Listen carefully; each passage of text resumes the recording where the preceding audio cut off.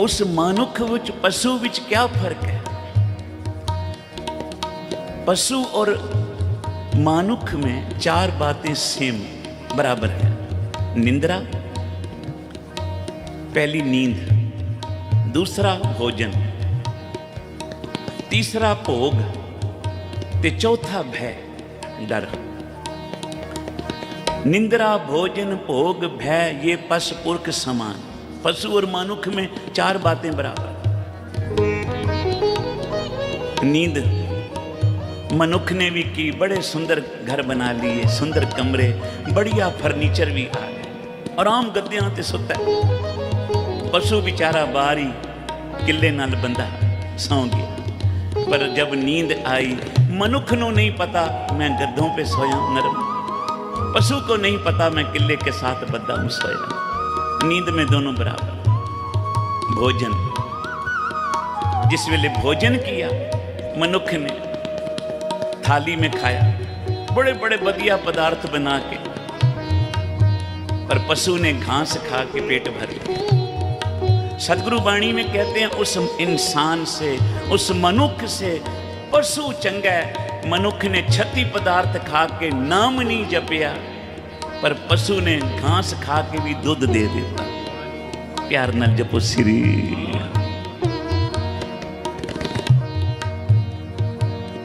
पशु मिले चंगियाइयां खड़ खावे अमृत दे, नाम भी होने आदमी त्रिग। उन्हां दा जीवन त्रिग, त्रिग त्रिग खाया, त्रिग त्रिग सोया, त्रिग त्रिग कापड़ अंग चढ़ाया। नींद में पशु और मनुख बराबर। भोजन किया, मनुख का पेट भी भर गया, पशु का भी भर गया। तीसरा भोग, जिस तरह मनुख ਨੂੰ अपने बाल बच्चे प्यारे हैं, पशु को भी अपने बच्चे प्यारे हैं। गऊ से जरा बछड़े को दूर तो करो, किमें रस्सा तोड़ांदी, किमें रस्सा तोड़ांदी। और चौथा भय, डर, अपने से ताकतवर का डर। इंसान को भी है, डंडे से पशु भी डर जाता। प्यार न जपो श्री। हुण क्या ऐसी खूबी है मानुख जन्म पाने की, क्या ऐसी बढ़ियाई है मानुख तन धारने की। आखिर चार बातें तो बराबर, नींद, भोजन, भोग, भय, ये चारों बराबर मनुष्य और पशु। इंसानी जामा मिल गया तो वादा की होया। आख्या इंसान को, मानुख को प्रभु ने ज्ञान दिया है, पशु को ज्ञान नहीं दिया। प्यार न जपो श्री। मनुख को, इंसान को ज्ञान दिया है प्रभु ने, अच्छे और बुरे की उसको तमीज है, पशु को नहीं है। मानुख को ज्ञान है ना, कितने मीलों से दूर दूर से चल के आप आज सारे सत्संग में आए। पशु तो बाहर ही घूम रहा सड़क पे, उसको कल ही नहीं के अंदर आके मैं भी नाम जप लूं। ये मानुख जन्म का वादा है। कबीर जी कहते हैं जे मनुख जन्म मिले है तो भाई सत्संग में गुरु जी की शरण में बैठ के जप ले श्री वाहिगुरु, नहीं तो धर्मराज लेखा पूछेगा। क्या हैं खट्टे कहाँ गवाया, चलो सिताब दीवान बुलाया। क्या हैं खट्टे सतनाम वाहेगुरु, सतनाम वाहेगुरु। सारे जप वाहेगुरु, वाहेगुरु, वाहेगुरु सिमरो वाहेगुरु। करो कृपा वाहेगुरु, वाहेगुरु। सारे जप वाहेगुरु, जुड़ जाए। वाहेगुरु क्या दे खट्टे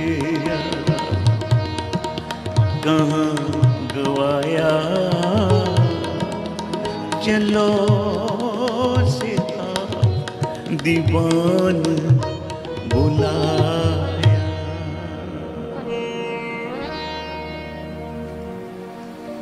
गुरु नानक देव जी एक नगरी में आए। चौजी प्रीतम गुरु नानक साहब जहां भी गए संसार को तारेया। गुरु नानक जी के उपदेशों में से 3 मुख्य उपदेश हैं। नाम जपो, धर्म की किरत करो और बांट के खाओ। नाम जपना, धर्म की किरत करनी ते वंड के छकना। साध संगत जपो श्री। आज एक संसार को तारते चौजी प्रीतम एक छोटे से गांव में पहुंचे। एक बिरध बाबा अपने खेतों में काम कर रहे हैं। उसके बच्चे खेतों में हल चला रहे। बार बार वो बिरध बाबा अपने बच्चों को डांट रहा है, ये काम करो, वो काम करो, काम नहीं करोगे तो भूखे मर जाओ। गुरु नानक जी ने देखा इतनी बड़ी उम्र का बुजुर्ग बाबा अभी भी काम धंधे में लगा हुआ है, अभी भी धंधे नहीं त्यागे। धन बाबा नंद सिंह जी कहते थे, भाई धंधे को धंधा रहने दे, धंधे को फंदा मत बना। प्यार से बोलो श्री। अब फंदा पै जाए गले च की होंगे, बंदा मर जाए। इसलिए काम को अपने काम के टाइम पे करो, पर जेड़ा गुरु जी को समा देता है, प्रभु जी को दिया है, उस समय में बैठ के उनके चरणों में जपिया करो श्री वाहे। क्योंकि इस काम दे नाल ही तुहाडे बाकी के काम चल रहे।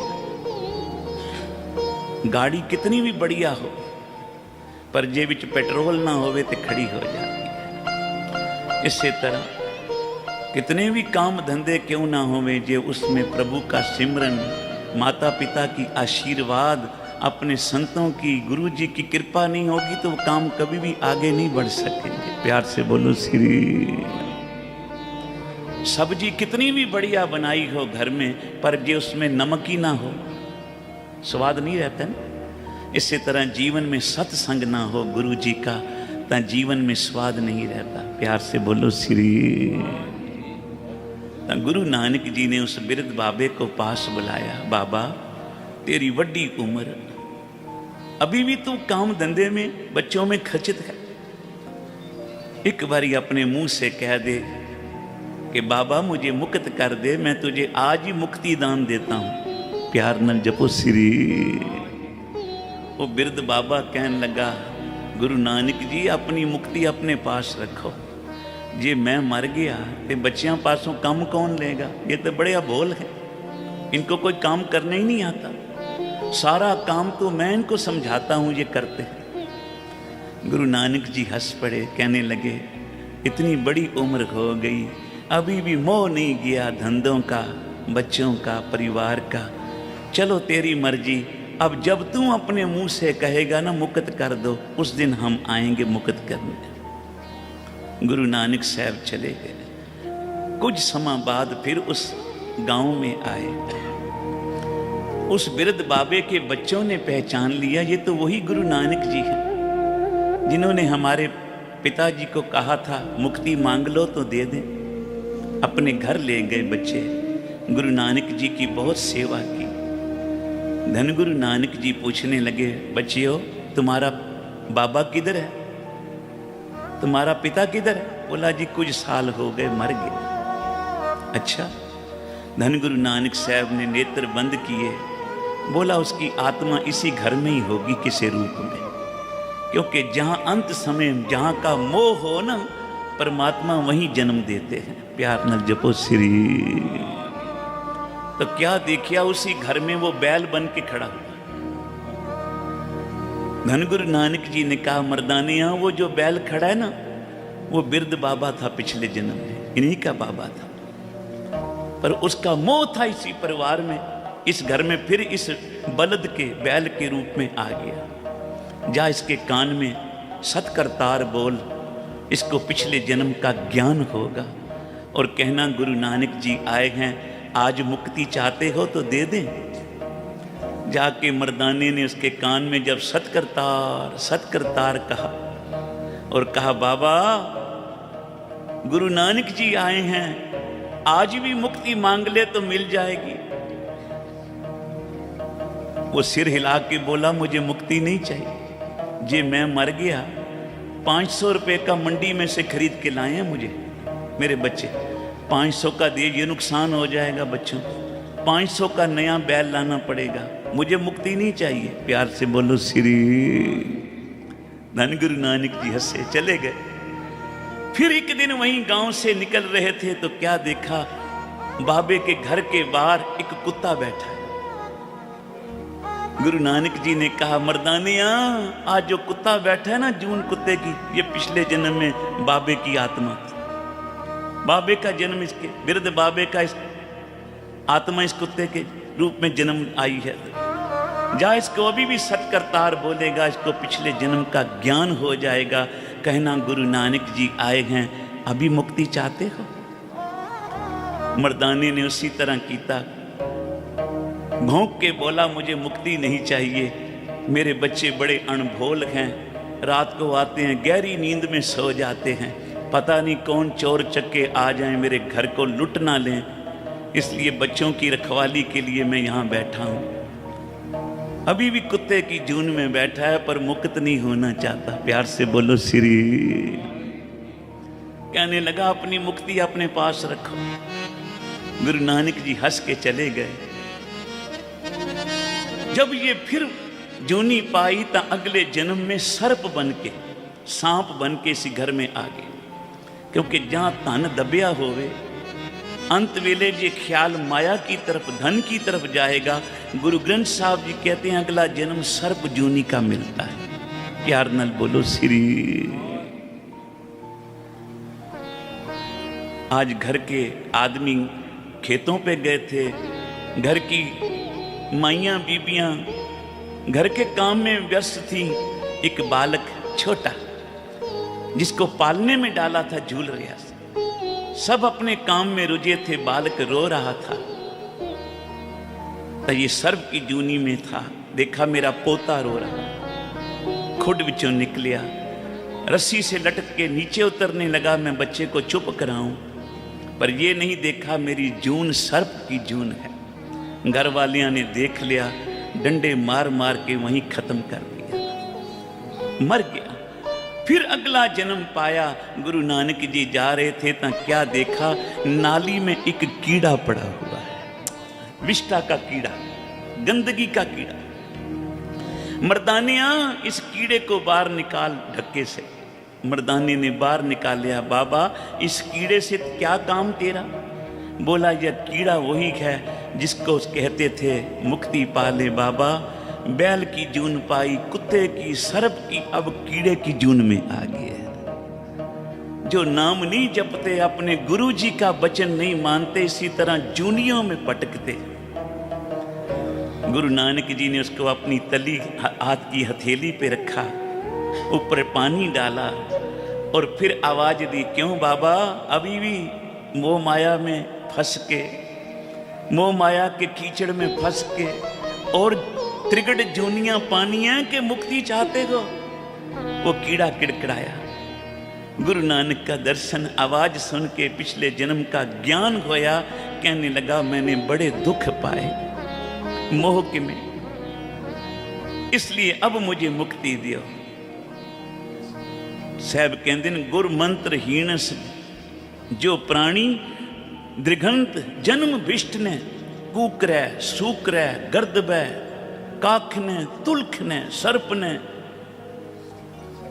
सर्प ने, इतनी त्रिगढ़ जूनियां वो पाते हैं जो अपने गुरु जी का नाम नहीं जपते। साथ संगत बोलो श्री।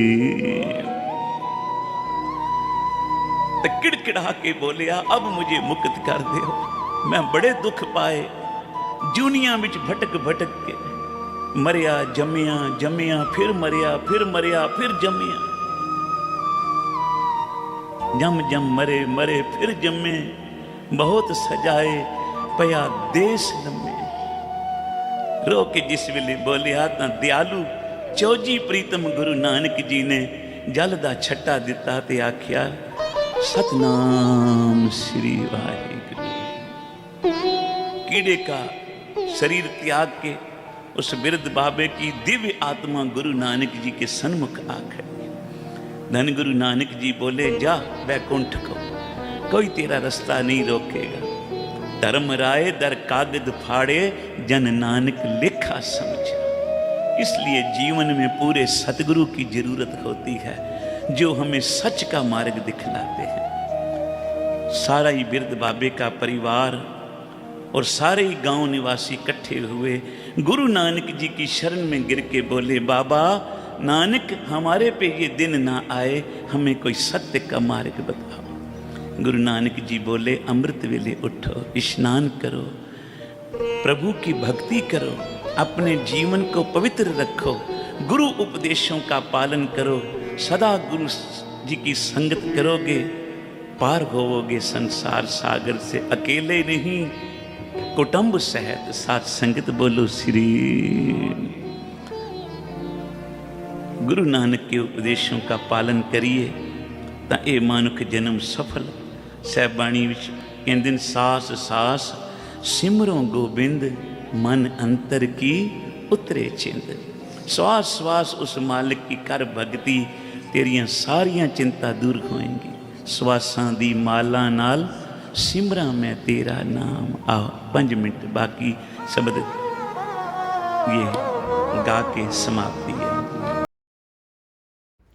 ये सुनकर शाह शरफ ने कहा, हे नानक, आप धन्य हो और धन्य तुम्हारी साधुता तथा धन्य आपके परमेश्वर हैं।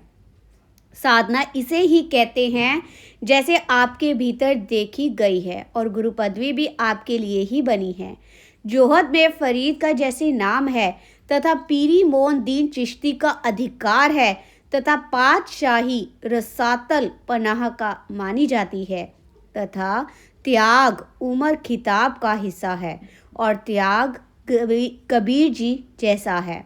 योग में गोरखनाथ जी उत्तम है तथा परित्याग में भर्तरी तथा गोपी चंद का तप जनक का उत्तम है।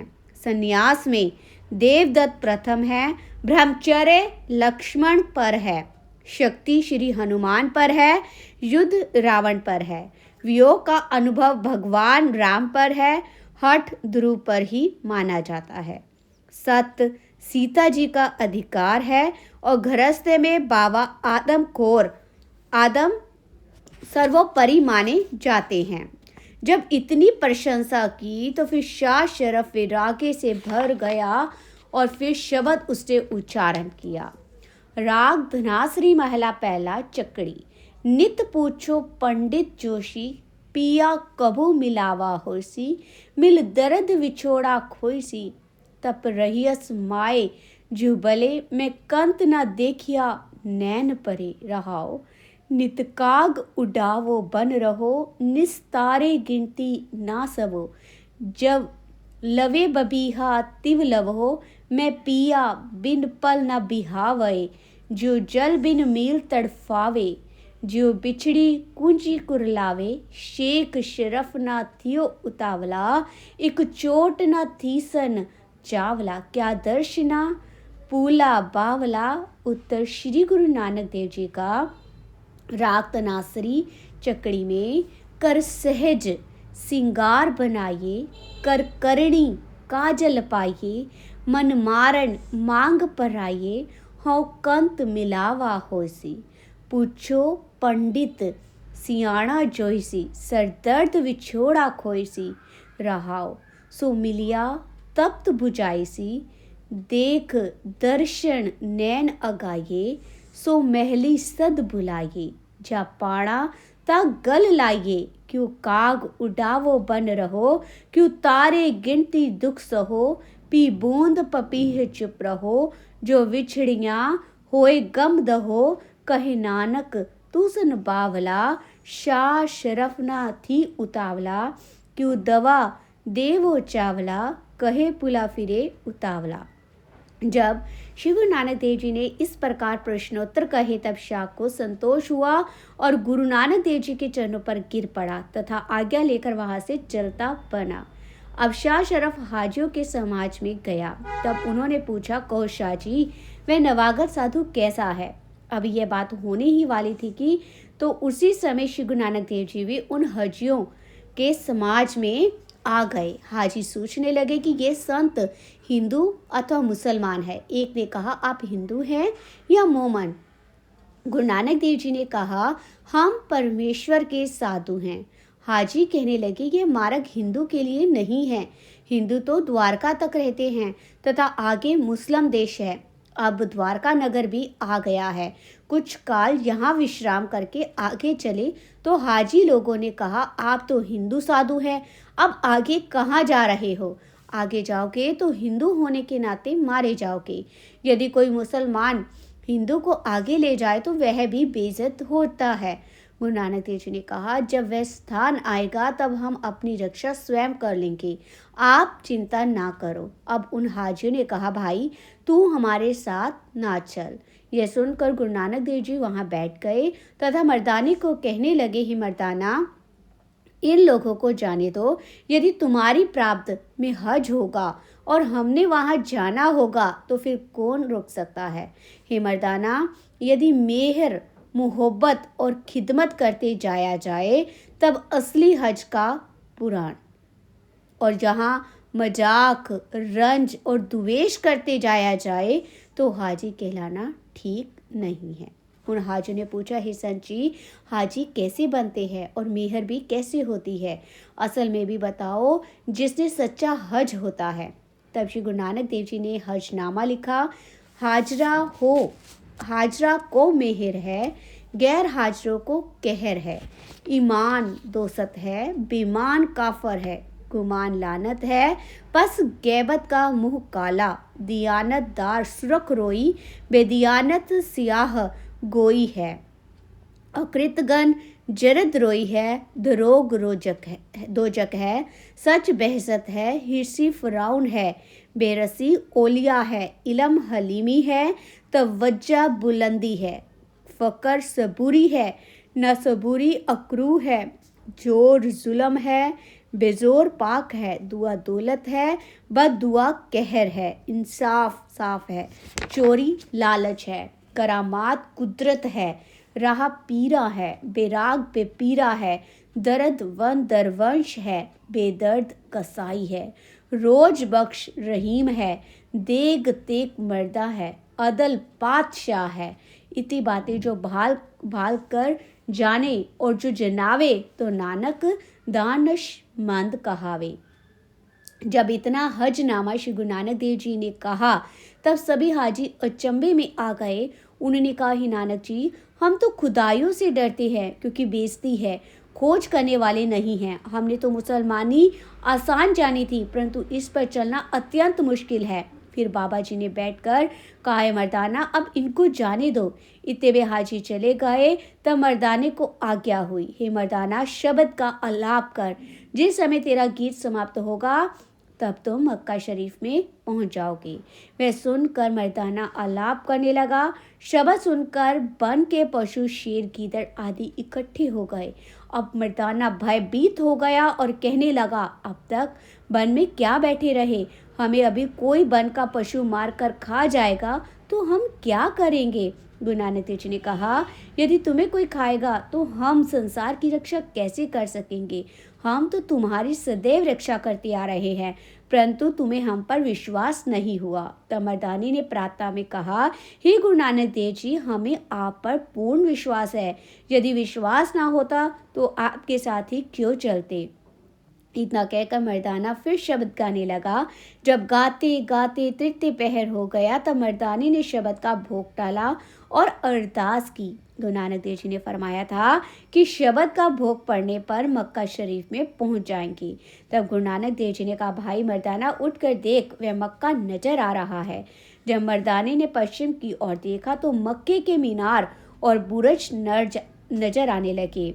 मक्का शरीफ के मीनार तथा मकानात को देखकर मर्दानी ने कहा, हे गुरुदेव, हम मक्के में पहुंच गए मालूम होते हैं। प्रसन्न होते मर्दानी ने कहा, हे महाराज, जहाँ से इस कुछ क्षण प्रथम हम बैठे थे वहाँ से मक्का लगभग 1 वर्ष यात्रा की दूरी पर था, परंतु आपकी कृपा शक्ति से हम कुछ ही घड़ियों में यहाँ आ गए हैं। गुरु नानक देव जी ने कहा, हमने मक्का शरीफ के प्रधान काजी रुकदीन के साथ कुछ प्रश्नोत्तर करने हैं और कुछ शिक्षा मक्के के बादशाह कारू हमदीन को देनी है, जिससे वह खुदा परस्त ईश्वर का भक्त बन सके।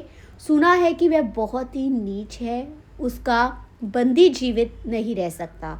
अब गुरु नानक देव जी ने अपने वस्त्र भी नील वर्ण कर लिए, एक हाथ में आसा दूसरे हाथ में कासा ले लिया और तस्बीह ले ली। भाव यह है कि गुरु नानक देव जी ने भी अपना वेश एक हाजी मुसलमान जैसा कर लिया तथा हाजी समाज के साथ मिल गए। अब हाजी लोग हज की और अन्य मुस्लिम धर्म संबंधी मर्यादा की स्तुति करने लगे और रब्बी तारीफ करने लगे। इतने में रात्रि काल हो गया और लोग विश्राम करने लगे। उसी मस्जिद में हाजी वृंद ने विश्राम किया, परंतु हमारे गुरुदेव श्री गुरु नानक देव जी मक्का की ओर पाँव करके सो रहे थे।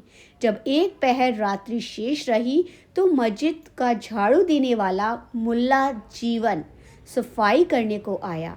उसने प्रथम दीपक जलाया, उसे सोए पड़े सभी हाजियों को देखा। उसकी दृष्टि गुरु नानक देव जी पर भी पड़ी, जिन्होंने मक्के की ओर पाँव कर रखे थे। झाड़ू बरदार को बहुत क्रोध चढ़ गया। उसने सोचा कि यह सक्का शरीफ की और पाव करने वाला कौन है।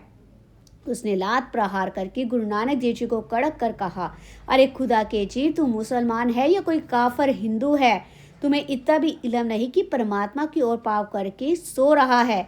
बाबा नानक देव जी ने कहा, हे जीव, यदि हम भूल गए हैं तो आप हमारा पाव किसी और दिशा की ओर कर दो। अब उस झाड़ू बरदार ने गुरु नानक देव जी की लात पकड़कर दूसरी ओर कर दी, परंतु तमाशा यह हुआ कि मक्का भी उसी दिशा की ओर फिर गया जिसे गुरु नानक देव जी के पैर किए हुए थे। मूर्ख जी, किसी महापुरुष को शिर्ग नहीं पहचान सकते। झाड़ू बरदार और गुरु नानक देव जी के मध्य जो बात हुई थी उसे कुछ हाजी यात्री भी जाग उठे।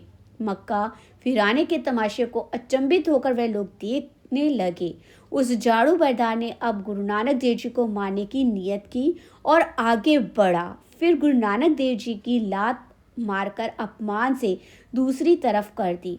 मतलब यह था कि जिधर जिधर गुरु नानक देव जी के चरण होते गए, मक्का शरीफ भी उधर उधर को फिर जाता था। अब उन लोगों की आंखें खुली। उसी झाड़ू बरदार ने अब शोर मचाना प्रारंभ किया और कहने लगा, लोगों, अब कयामत यानी प्रलय काल का दिन निकट ही है। ये जो सोने वाला नवागत है, ये कोई ओलिया यानी महापुरुष है। अंत यह बहुमूल्य व्यक्ति है। संसार में यह वली अर्थात अवतारी जीव है। अब नानक देव जी उठकर हाथ मुंह धोने लगे और मक्के की ओर मुख करके राग बसंत का एक शब्द उच्चारण किया। राग बसंत अष्टपदी 9 7 14 3 4 कर मेहलत 4 बहाली, चारे दीवे चौह दिए एका एका वारी, मेहरवार मधुसूदन माधो ऐसी सकत तुम्हारी, रहाओ घर घर लस्कर पावक तेरा धर्म करे सिकदारी, धरती देख मिले इकवेरा भाग तेरा भंडारी, ना साबूर होवे फिरे मंगे नारद करे खुआरी, लब अंधेरा बंदी खाना आओगा पैर लुहारी, पूंजी मार पवे नित मुदकर पाप करे कुटवारी, पावे चंगा पावे मंदा जैसी नदर तुम्हारी, आद पुरख को अलो कहिए शेखा आई वारी, देवल देवत्या कर लागा ऐसी कीरत चाली, ऊंजा बाग दिवाज मुसला नील रूप बनवारी, कर कर मियाँ सबना जिया बोली अवर तुम्हारी, जेतु मीर महीपत साहिब कुदरत कौन हमारी, चारे कुंट सलाम करेंगे कर कर सिफत तुम्हारी, तीरथ सिमरत पुन दान किछ लाहा मिले दिहाड़ी, नानक नाम मिले वडियाई मेका कड़ी संभाली। जब यह अष्टपदी गुरु नानक देव जी ने कही तब वहाँ के जो प्रधान थे उन्होंने पूछा कि ये हिंदी भाषा की कविता जो इसने गाई है, हमें इसका अर्थ भी समझ में नहीं पड़ा। तब गुरु नानक देव जी ने कहा, ये परमात्मा की स्तुति का गीत है। हम 4 पुस्तकें जानते हैं और एक मक्का मदीना तीरथ है जहाँ महादेव का लिंग है, सभी और ब्रह्मा विष्णु महादेव विराजमान है। महादेव को बाबा आदम भी कहा जाता है और पार्वती को अम्मा हवा भी कहते हैं। वह हिंदू मुसलमानों का बुजुर्ग है। 68 तीर्थ सभी पवित्र हो सकते हैं यदि चारों दिशाओं में ईश्वरी शक्ति का पूजन हो तथा हज का दर्शन करें। इसी प्रकार दूसरे भी कहते हैं कि जब तक सुमेर कुबेर की प्रदक्षिणा नहीं होती तब तक पवित्रता नहीं है। मुसलमान हिंदू के तीर्थ की निंदा करते हैं और हिंदू मुसलमान के तीर्थ की निंदा करते हैं। दोनों ही परमात्मा के स्थान को बुरा कहते हैं। अब मैं नानक स्रोत का अर्थ कहता हूँ। प्रथम वह परमात्मा ने अपनी शक्ति से नवखंड की रचना और 7 सितारे रचे हैं। भलाई बुराई के साक्षी यही आसमान के देवता है और 14 तक है, 7 ऊपर है और 7 ही नीचे हैं। राम, आप, खाक, पवन, ये चारों तत्व हैं। इनकी स्तुति चारों पुस्तकों में है और ये चारों युगों के सरदार माने जाते हैं। ब्रह्मा के चारों हाथ है। ब्रह्मा के जब्राइल कहते हैं। 3 जातियाँ इंसान के शरीर में प्रकट की है, देवता, राक्षस और आदमी। इन तीनों को 3 लोक दे दिए। ऊपर के चारों दीपक चारों युगों में उजाला करते हैं। 8 युग युगांतर है। ब्रह्मा प्रकाश करता है। ये समस्त शक्ति उस मधुसूदन भगवान की है। हिंदू मुसलमान अहंकार करके परस्पर निंदा से मरते हैं। दोनों एक पिता के ही पुत्र हैं। अपने अज्ञान से परस्पर शीर फुटबॉल कर मारते हैं और दोनों ही नरक यात्रा भी करते हैं। कुछ मगरबी है, कुछ ब्राह्मण कहलाते हैं और जो कानूनी हैं, जो जनूनी हैं वह कहलाते हैं तथा कुछ वेश्य शूद्र कहे जाते हैं। यह ऊंच नीच का भेद परस्पर उन्हीं का डाला हुआ है तथा ना समझो अज्ञान से डाला गया है। कोई शेष बना, कोई सैयद, अन्य अनेकों भेद इस जीव ने स्वयं पैदा किए, स्वयं उनसे नफरत की है। इन लोगों ने अपने फिरके के नवीन से नवीन स्थान बनाए तथा एक दूसरे से बहुत दूर होते चले गए। एक ने एक के नाम से ईश्वर का घर बनाया तो दूसरे फिरके ने ईश्वर का दूसरा घर अपनी इच्छा से बनवा दिया। फिर वे एक दूसरे द्वारा बनाया हुआ ईश्वर का घर गिराने को भी तैयार हो गए तथा संसार के भीतर द्वेष की आग लग गई। अब परम पिता परमात्मा ने सभी मुक्त जीव एकत्रित किए और इनमें से एक नानक को संसार में भेजा ताकि शांत इस पूरे द्वेषांत को शांत किया जाए। और नानक को आज्ञा हुई, जाओ अंधेरे संसार में सत्य का सूर्य चढ़ाओ तथा गुमराहों को सुपथ पर चलाओ। जो सत्य मार्ग पर चलेगा वही पार होगा। मनुष्य की बनाई हुई जात उसके दरबार में कोई विशेषता नहीं रखती। एक ईश्वर के सिवाय किसी दूसरे की पूजा कुफर है, अर्थात असत्य की पूजा है। एक ईश्वर के पुजारी पवित्र है। वाहिगुरु जी का खालसा, वाहिगुरु जी की फतेह।